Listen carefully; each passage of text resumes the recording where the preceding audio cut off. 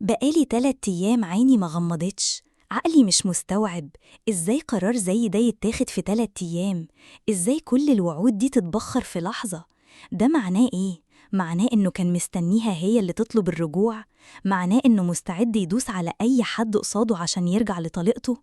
أنا تعبانة، حاسة إني بموت من القهر، قلبي وجعني قوي. كل اللي كنت فاكراه سند وظهر طلع سراب، كل اللي كنت فاكراه حب حقيقي طلع مجرد محطة بيعدي عليها عشان يرجع لمكان تاني. السؤال دلوقتي، هل النهاية دي هي نهاية القصة فعلا؟